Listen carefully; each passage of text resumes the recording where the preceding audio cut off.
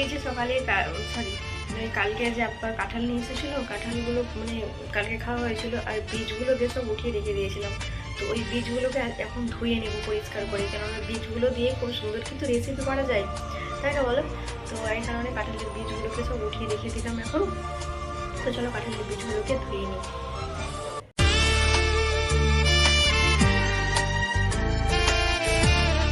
বাসনগুলোকে ধুলাম, বাসনগুলোকে এখন চলো মানে ওই র্যাকটাতে গুছিয়ে নিই। র্যাকটা পুরো ফাঁকা হয়ে গেছে, বাসনগুলো ধুয়ে নিয়েছি।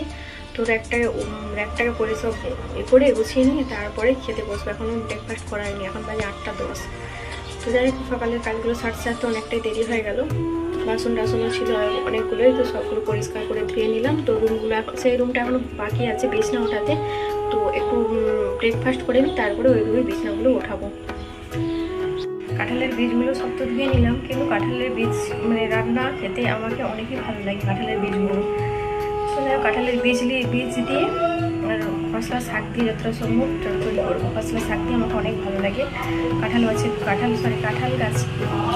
বীজ দিয়ে। চলো বাসনগুলোকে একটু গুছিয়ে নিই।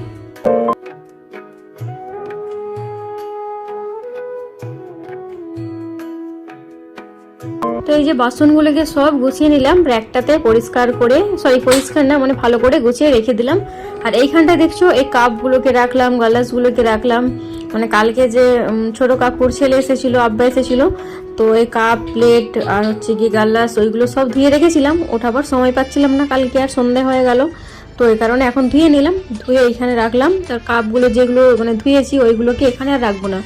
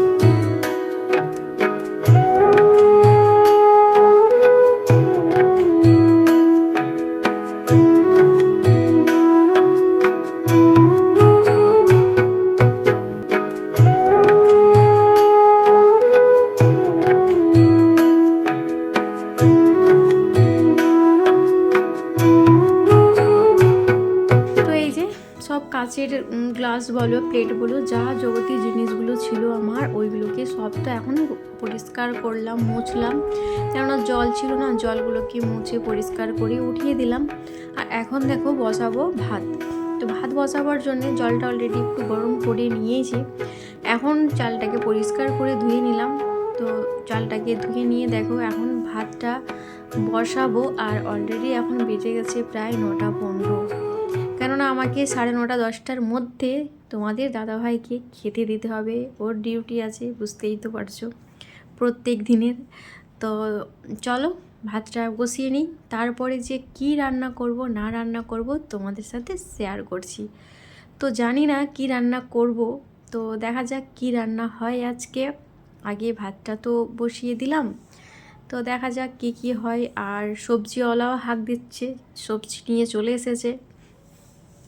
তো সবজির মধ্যে কি কি নিই, সবজি তো রান্না করতেই হবে, তো কি কি নিই না নিই সাথে থাকো, সবই দেখতে পাবে। আর হচ্ছে গিয়ে এই যে জলটা দেখছো ভাত যে বসালাম, ভাতের হাঁড়ির ওপরে কিন্তু এই জলটাকে বসিয়ে দেব। জলটাও খুব সুন্দরভাবে গরম হয়ে যায়। তারপরে এই জলটা যদি ভাতে প্রয়োজন পড়ে তারপরেই না জলটা দেব ভাতে। এই টেকনিকটাও কিন্তু খুবই ভালো, তোমরাও ট্রাই করতে পারো। আমি কিন্তু এটা শিখেছি ছোটো কাকিমার থেকে। তো যাই হোক চলো, এইদিকে তো ভাত বসিয়ে দিলাম, ওই রুমের বিছনা ওঠাবো। তো ভাতটা এইদিকে হতে থাক, আর যাবো ওই রুমে, কেননা এখনও বিছনাগুলো ওঠানো হয়নি। তো চলো বিছনাটা উঠিয়ে নিই, ওই রুমে বিছনাটা উঠিয়ে পরিষ্কার করে ঝাড়ু দিয়ে নিই। আর এদিকে ভাতটা হতে তো সময় লাগবে, কেন মিলের চাল মানে এই তো হতে একটু সময় লাগবে, তো এটা ভাতটা হতে থাক। তো চলো যাই এখন ওই রুমে, রান্না করবো দেখা যাক। বিছনাটাকে উঠিয়ে নিই।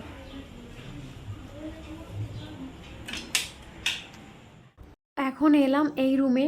এই রুমের এখন বিছানাটাকে পরিষ্কার করে ঝাড়ু দিয়ে নেব।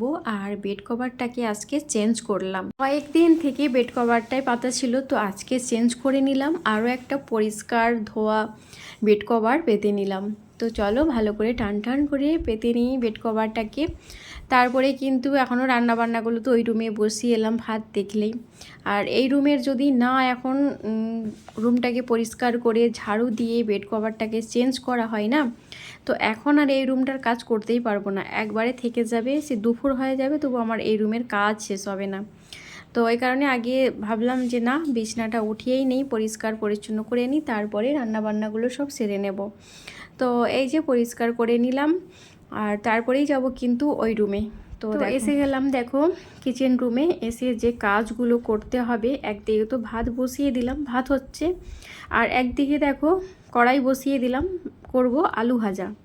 তো আলুর ভাজা করার জন্য দেখো কড়াটা বসিয়েছি, আর ওইদিকে বেশ আলু ভাজার যেমন করে শেপে আলু বানানো হয় ওই রকম করে আলুটাকেও বানিয়ে নিলাম। তো ভাতটা বেশি আর সময় নেই, আর একটু হলেই ভাতটা হয়ে যাবে। তো ভাতটাকে উপর দিয়ে দেব, আর এই দিকে দেখো কড়াই বসালাম, এটাতে করব আলুর ভাজা।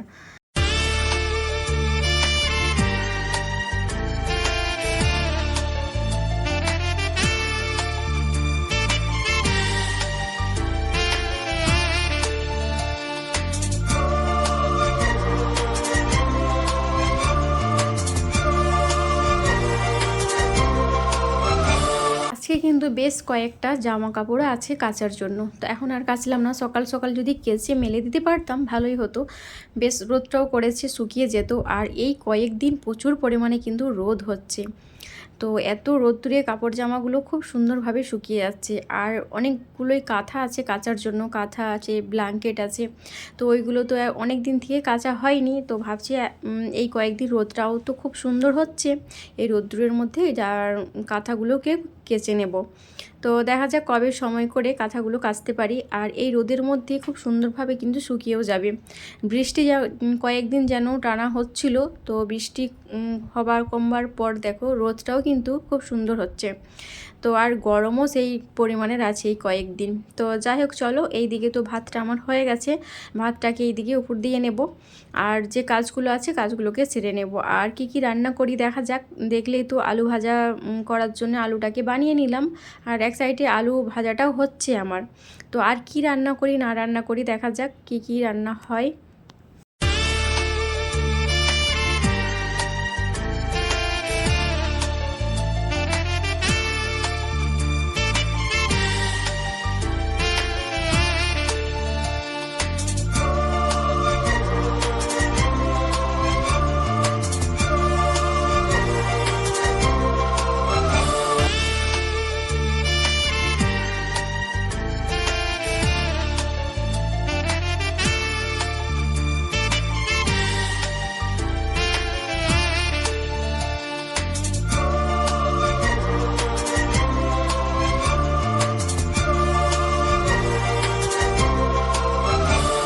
যে আলু ভাজা এইদিকে বসিয়ে দিলাম, আর ফোড়নে দিয়েছিলাম কিন্তু গোটা জিরা, সামান্য একটু হলুদের গুঁড়ো, একটু লঙ্কার গুঁড়ো দিয়েছিলাম, বেশি দেইনি কেননা ছেলেরা খেতে পারবে না ঝাল হলে।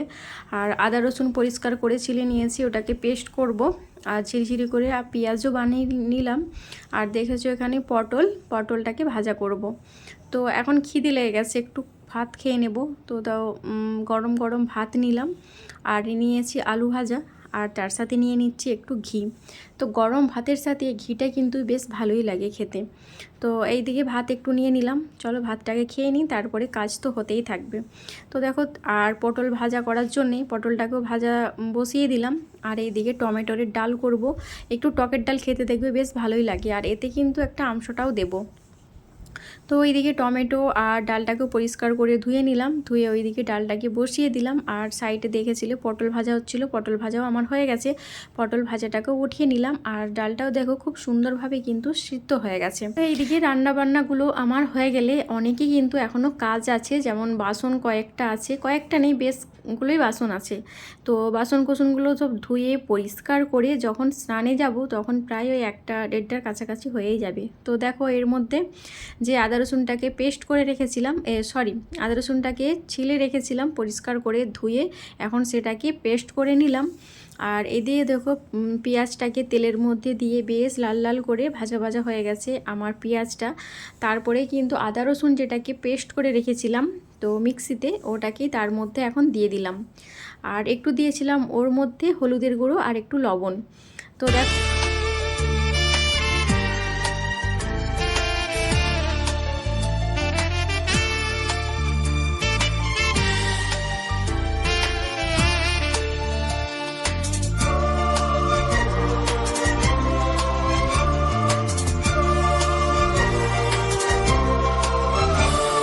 এ নীল ধ্রুব তারা, এ স্বপ্ন দিশাহারা, এ রাত জেগে লেখা কবিতা, এ নীল ধ্রুব তারা। তো এদিকে দেখো আমার রান্নাটা হচ্ছে। আর এইদিকে যে গতকালকে আব্বু নিয়ে এসেছিল আনারস, তো আনারসটাকে ভালো করে মেখে রাখলাম একটু লবণ একটু চিনি দিয়ে, খেতে টেস্টটা বেশ ভালোই লাগে। আর এইদিকে দেখলে পটলের ভাজা আমার হয়ে গেছে, আর টমেটো দিয়ে টকের ডাল আমচোটা দিয়েছি একটা, ওটাও আমার হয়ে গেছে। তো এখন স্নান করার পালা, এখন স্নান করে তারপরেই নাই খেতে বসবো। তো দেখো এখানে কিন্তু আমরা খেতে বসে গেছি, দুই ছেলে আমার খেয়ে নিয়েছে, আর তোমার দাদাভাই মাত্র এসেছে বাড়িতে। আমি তোমার দাদাভাই এখন খেতে বসলাম। এখন বাজে প্রায় 3টে বাজতে 15 মিনিট বাকি এরকম হবে। তো যাই হোক চলো খেয়ে নিই। তো আর এই যে আনারসটাকে পরিষ্কার করে ছিলে রেখেছিলাম আর একটু লবণ একটু চিনি দিয়ে। তো এখন খেতে কিন্তু বেশ ভালোই লাগছে, আর ফ্রিজে রেখে দিয়েছিলাম ঠান্ডা ঠান্ডা লাগছে, খেতেও তো বেশ ভালোই লাগে। আর এক সাইডে দেখো যে কাঁঠালের বীজগুলো ফেলিনি, কিন্তু ফেলে দিলে কিন্তু ফেলা হয়ে যাবে। এর থেকে খুব সুন্দর একটা রেসিপিও করা যায়। কাঁঠালের বীজ খেতে বেশ ভালোও লাগে, কাঁঠালের ভর্তা বীজ যাই বলো না কেন রান্না খেতে ভালোই লাগে। আর এই দিকে দেখো আলুটাকে কড়ার মধ্যে দিয়ে দিলাম একটু কালারফুল দিয়ে, আলুটা এইদিকে আমার সিদ্ধ হচ্ছে। আর এই দিকে দেখো ছোট্ট একটা সে ফ্রাই প্যানটাতে আমি একটু কিন্তু বিরিয়ানি বানাবো ছেলেদের জন্য। তো ওই কারণে সামান্য, কেননা আমরা খাবো না, আমরা দুপুরে যে রান্নাবান্নাগুলো করেছিলাম ওইগুলো অলরেডি অনেকটাই বেঁচে গেছে, সবই আছে ফ্রিজে রাখা আছে। তো ওই কারণে আর এখন আর আমাদের মতো করলাম না, শুধু দুই ছেলের মতোই বিরিয়ানিটা বানাবো। তো তার জন্যই দেখো বাড়িতে তো বিরিয়ানির মশলা যা যাবতীয় জিনিস বলো না কেন বাড়িতে কম বেশি রাখাই থাকে। আর এই দিকে দেখো ভাতটা তো ওইদিকে হচ্ছে, আর এক সাইডে আলুটাকেও একটু কালারফুড দিয়েছিলাম, দিয়ে ভালো করে তেলের মধ্যে ব্রাউন কালারে করে ভেজে নেব। আর মাংস কষানো তো আছেই, তো চিকেনগুলো ফ্রিজে রাখা ছিল, চিকেনগুলোকে তেলের মধ্যে দিয়ে খুব সুন্দরভাবে ভাজা ভাজা করে নিয়েছি। তারপরে কিন্তু এই যে বিরিয়ানির লেয়ারটা কিন্তু দেব। তো এটাতে লেয়ার না দিলেও চলবে, কেননা চালটা একবারেই খুবই কম, মানে 2 কাপের মতো চাল নিয়েছি 2 ছেলের মতো। তো এর মধ্যে সব কিছু দিয়ে আজকে শর্টকাটে একবারে বিরিয়ানি রান্না করে নেব, একবারে কম সময়ের মধ্যে ঘরোয়া পদ্ধতিতে। তো যাই হোক চলো এইদিকে রান্নাবান্নাগুলো হয়ে যাক। আর একটু বিরিয়ানি ছেলেরা খাবে বলে, পরে কি বলছে আম্মা কি আজকে বিরিয়ানি বানানো নেবো, আর এই কারণে আজকে বিরিয়ানি বানানো হবে। তো একটু চালটা বসিয়েছি, কেননা ওরা 2 ভাই খাবে, আমরা তো কেউ খাবো না, সারা ভাত আছে রান্না। তো চলো বিরিয়ানিটা রান্না করে নিই।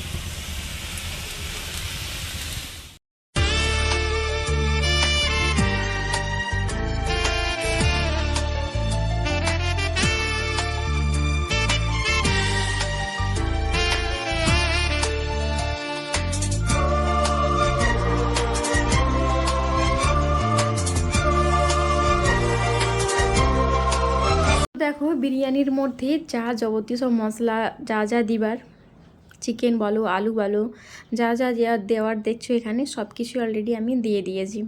দিয়ে আর এখন কিন্তু দমে দিয়ে দিয়েছি দেখছো বিরিয়ানিটাকে। তো দমে দেওয়ার জন্য একটা তাওয়া, বেশ বড় সাইজের তাওয়া দেখছো, মোটা করে ভালো করে গরম করে নিয়েছিলাম। গরম করে তার মধ্যেই দিয়ে দিলাম দমের। তো হালকা কিন্তু আঁচ আছে এখনও, বেশ অনেকক্ষণই রাখা ছিল দমের মধ্যে। তো দেখলাম নাড়া দিলাম, দিয়ে দেখি কেমন হলো। তো দেখলাম খুব সুন্দরই হয়েছে, ঝরঝরে ভাত হয়েছে, আর এক ফোঁটাও কিন্তু এতে মানে জল নেই, খুবই সুন্দরভাবে দমে দেওয়া হয়েছে। তো চলো এখন ছেলেদেরকে খেতে দিয়ে নেব। আর এই যে হচ্ছে গিয়ে ছেলেদের বিরিয়ানি রেডি। আর আমাদের জন্য তো বললাম অনেক কিছুই সব খাবার রাখা আছে দুপুরে, আর ওই জন্যে কোনো কিছু আর করলাম না, একবারই অল্প ঘরোয়া পদ্ধতিতে কম সময়ের মধ্যে বানিয়ে নিলাম চিকেন বিরিয়ানি। তো আজকের মতো ব্লগ কিন্তু এই পর্যন্তই, সকলে ভালো থেকো, আল্লাহ হাফিজ। আরও একটি নতুন ব্লগের সাথে